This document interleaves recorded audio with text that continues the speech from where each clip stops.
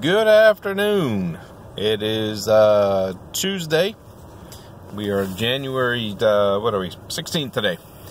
And I told you about the journey that I'm about to start with the marathon. I told you I'd keep you up to date on some of the stuff we've done and progress and where we're going. By the way, when you see this title, just make sure you know this is not about racism at all. You'll understand as we go along real quick. Just so you know, diet change is going through. Definitely feeling different from that. Eating a lot cleaner. Eating grilled chicken and vegetables for lunch. Did well with it before, so I'm doing that. Protein shake in the morning and spinach with it. Turmeric, a few other things in it to make it just a little better protein shake for me. But we've added up our workouts to the point of doing some 2 a days, depending on schedule. With my job, I travel quite a bit to neighboring cities. Some I've got to be on the road by 6:30 in the morning. Some I'm good not till 7:15, 7:30. So definitely going to vary depending on my work schedule, what I can get in. Still try to do the 3 in the afternoon, but try to do some 2-ups if we could possibly can. That leads me to this morning. One of our other team members has decided that we were going to do, she wanted to do some spin, so she was going to do it yesterday and invited us to do it. And 2 of us were not able to make it, so she did it. And she was texting me last night a little bit about how it was and how rough it was. And I'm thinking in my head, it's a bike. How hard can it be? And I've done some interval training and I used to ride a bike a ton when I was younger. Many miles doing this newspaper out and things like that. And so I'm like, alright, I'm glutton, I'm game, let's do this. Wow. Spin class is no joke. And to make it matter, to make it worse, is the spin class that I attended has these bikes that are color-coded with your speed. White, green, blue, yellow, red. I think I'm missing a color, but determines what your speed and your resistance is. And of course the instructor gets going on there and the loud music's pumping, get you all fired up at 5:30 in the morning. And then she'll be like, okay, turn your resistance knob to this, and you can be at your RPMs at this, and this percentage at this, and these numbers, and your light will turn green. But it's not just this little bitty light. It's the whole control panel bigger than your phone. And in a dark room, your light is green, and so is everybody else that's in there. So when we first started, it was a little bit of green here, a little blue, a little yellow, a little white. People trying to get used to the bike. A couple of us has never been on these bikes before. And the resistance knob sits down a little ways between your legs and the front of the bike. So to reach down and turn it, it's also delayed. So when you turn the crank, it doesn't immediately change the resistance. Then it takes a minute for the meter to catch up and to change. So people start to get the hang of this as it's going along.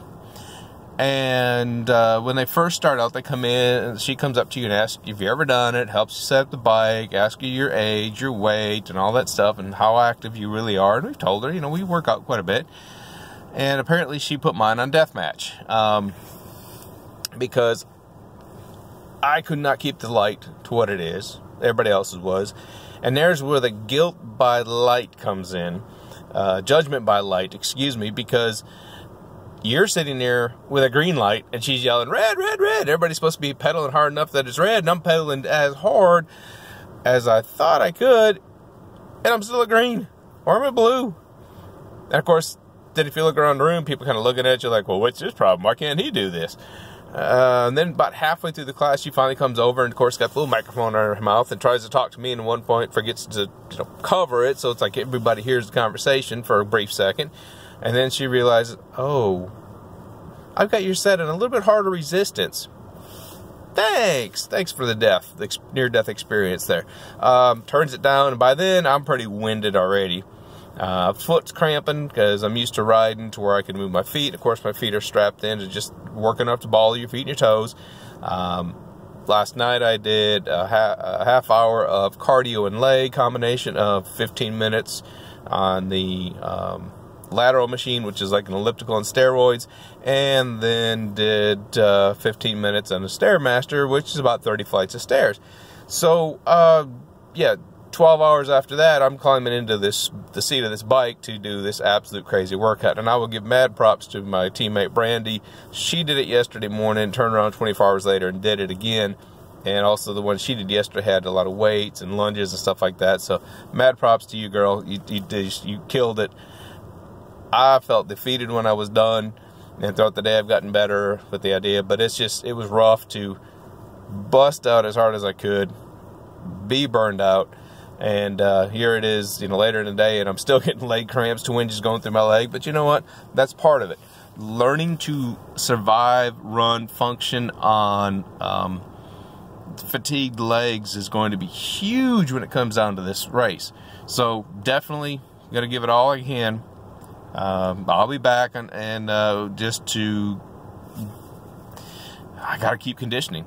So I'm going to keep going to this and keep doing the cardio and do what we can to be ready for the race. So like I said before, I'll bring you along for some of it, and I'm really glad I didn't bring you along this morning, because I looked like I had been a wet cat thrown out into the rainstorm. I was soaking wet. My shirt was soaked. I was soaked, and just wasn't a pretty sight for me, of me at all. So with that, I'm going to let you go, and I will update you more as time goes on. So judgment by color. When you can't quite reach the color and everybody's looking at you going, he's just not at the right color, it's because you're trying to learn a machine, and you feel like the old slug in the back of the corner room. So, but we'll get there. It'll take time, but it will happen. Thank you for listening. You guys have a great day, and we'll see you.